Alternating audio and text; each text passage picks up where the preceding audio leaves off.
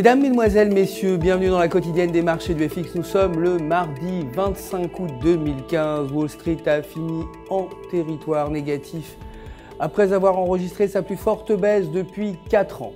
Préoccupés par l'économie chinoise, les investisseurs ont liquidé en masse leurs actifs au cours d'une séance étrangement volatile qui a confirmé la correction de l'indice S&P 500.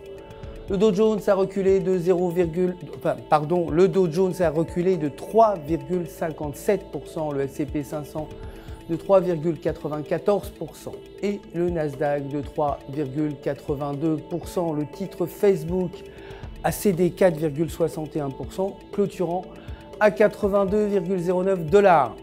Techniquement, selon le graphique de 4 heures, le titre se situe au-dessus du niveau de support de 73 $. S'il reste au-dessus de ce niveau, son cours pourrait flirter à nouveau avec la barre des 90 $. En revanche, s'il passe dessous, il pourrait retomber à son plus bas niveau depuis un an, autour de 67 $.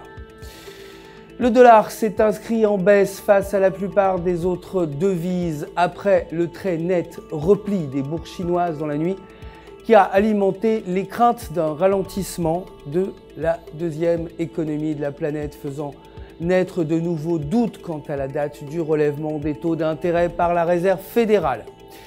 L'indice du moral des ménages CB et le chiffre des ventes de logements neufs devraient atteindre respectivement 92,8 points contre 512 000 unités.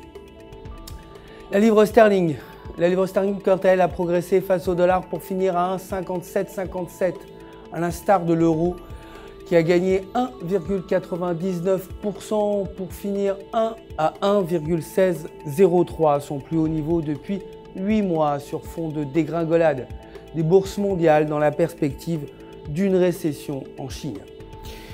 L'indice du climat des affaires allemand IFO devrait atteindre 107,6 points contre 108 précédemment.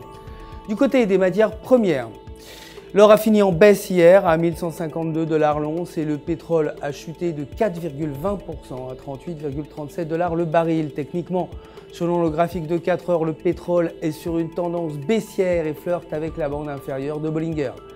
S'il parvient à rester sous la bande médiane, l'or noir pourrait chuter vers 35 $.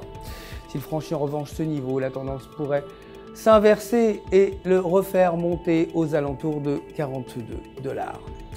C'est la fin de notre édition quotidienne. Merci de nous avoir suivis. Je vous retrouve demain matin pour les prochaines actualités des marchés. En attendant, restez bien sûr avec nous, connectés sur www.ufx.com pour tous vos besoins de trading. Vous le savez, un conseiller personnel est là pour répondre si vous avez des questions. Tout UFX se joint à moi pour vous souhaiter une excellente journée de trading.